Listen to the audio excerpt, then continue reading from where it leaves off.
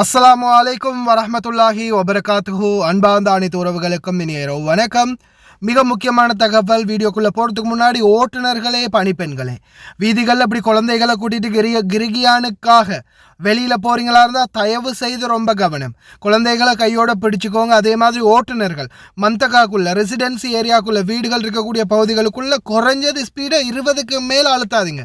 20-25க்குள்ளே போங்க. ஏன்னா எல்லா குழந்தைகளும் இன்றைக்கி ரோட்டில் தான் நிற்பாங்க இந்த கிரிகியானை பெற்றுக்கொள்றதுக்காக. அதனால் தயவு செய்து ரொம்ப கவனம். தொடர்ந்து வரக்கூடிய வீடியோக்களையும் பாருங்கள். நேரம் இப்போது 19:11, அதாவது 7 மணி 11 நிமிடம் 12 நிமிடம் ஆகிவிட்டது.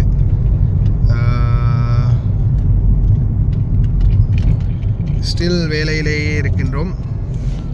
இன்னும் ஆர்டர் கொடுக்க வேண்டியது பார்சல் நிறைய இருக்கின்றது. இன்னொரு 2-3 பார்சல் பின்னாடியும் இருக்குது. பார்சல்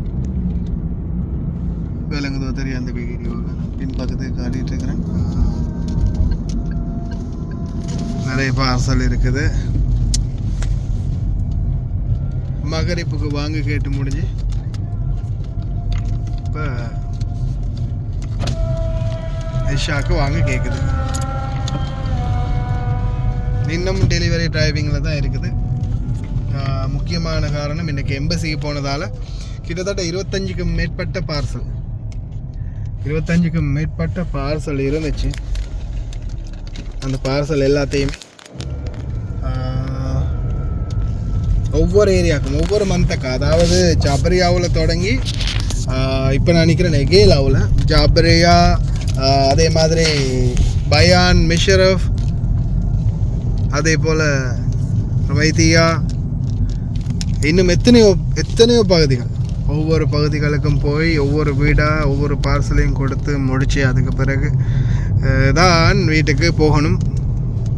உங்களுக்கே தெரிஞ்சிருக்கும், இன்றைக்கி தூதுவரை சந்திக்கிறதுக்காக நேரம் ஒன்று எடுத்தோம்.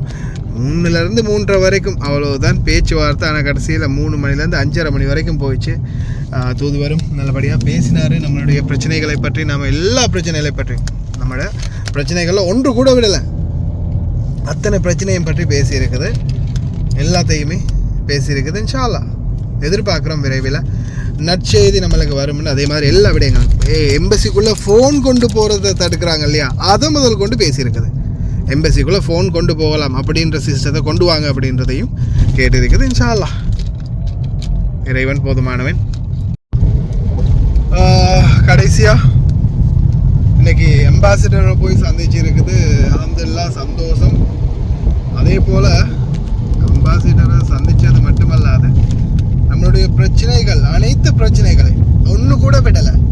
அதாவது சாதாரணமாக எம்பசிக்குள்ளே ஒரு ஃபோன் கொண்டு போகிறதுக்கு கூட இல்லை, அலௌட் இல்லை, ஃபோனெல்லாம் கொண்டு போகக்கூடிய அந்த செக்யூரிட்டியில் வச்சுட்டு போங்க அப்படின்னு சொல்கிறாங்க இல்லையா, அதை முதல் கொண்டு பேசியிருக்குது. அதையும் இல்லாமாக்குறதுக்காக பேசியிருக்குது. முக்கியமாக எமர்ஜென்சி நம்பர் ஒன்று நிறைய பேருக்கு தேவைப்பட்டுச்சு இல்லையா. எமர்ஜென்சி நம்பர், ஏதாவது ஒரு பிரச்சனைனா கால் பண்ணணும், எம்பசியால் ஃபோன் ஆன்சர் பண்ணணும். உயிராபத்து வந்தாலும் செத்து போனாலும் கோல் அடித்து ஆன்சர் பண்ணுறதுக்கு ஒரு பக்கி பய பொருள் இல்லை அப்படின்றத தெளிவாகவே தூதுவருக்கு எடுத்து சொல்லியிருக்குது. குறைஞ்சது 2.5 மணித்தியாலம், நான் நினைக்கல 2.5 மணித்தியாலம் பேசுகிறதுக்கான வாய்ப்பு தூதுவரோட கிடைக்கும்னு. உண்மையிலேயே பேசினார். அதே மாதிரி எல்லாமே நோட் எடுத்தார். இப்போ என்னை பொறுத்தவரையில் நானும் பல விடயங்களை நோட் எடுத்துகிட்டு தான் போயிருந்தேன். சரியா? அப்போ அதே மாதிரி அவரும் எல்லா விஷயத்தையும் நாங்கள் என்னென்ன சொன்னோமோ அத்தனை விஷயத்தையும் ஃபுல்லாகவே நோட் எடுத்தார். நோட் எடுத்து நாங்கள் என்னென்ன சொல்கிறோமோ எல்லாத்தையுமே கேட்டுக்கொண்டார். எல்லாத்தையுமே எழுதி கொண்டார். எழுதிட்டு நிச்சயமாக ஓகே, இதுக்குரிய தீர்வுகளை நான் விரைவில் பெற்றுக் கொடுக்குறோம். இது சம்பந்தமான அனைத்து பிரச்சனைகளுக்கும் என்னால் என்னென்ன தீர்வு பெற்றுக் கொடுக்க முடியுமோ அனைத்து பிரச்சனைகளுக்கும் கட்டாயமாக தீர்வுகளை பெற்றுக் கொடுக்கும். தொடர்ந்து எங்களோட தூதரகத்தோடு இணைந்து செயல்பாடுங்க. என்ன பிரச்சனை எதாக இருந்தாலும் டைரெக்டாக பேசுங்க அப்படின்னு கார்டு கூட கொடுத்தாரு. கார்டு ஒன்று கொடுத்து எதாக இருந்தாலும் நேரடியாக நீங்கள் வரலாம், நேரடியாக நீங்கள் பேசலாம். எங்கடா அது ஃபோனு, நான் பாருங்கள் அவர்கிட்ட கார்டு தூக்கி ஃபோனுக்குள்ளே வச்சுக்கிட்டேன். டைரெக்டாகவே பேசுமாறு ஃபோன் நம்பரும் கொடுத்து அவர்கிட்ட அந்த கார்டு கொடுத்துருக்கிறாரு. டைரெக்டாக அவரை பார்க்குற மாதிரி. அப்போது நம்மளோட பிரச்சனைகள், பல பிரச்சனைகள் இருக்குது தானே. அப்போ அதே மாதிரி அந்த முன்னாடி ஏஜென்சி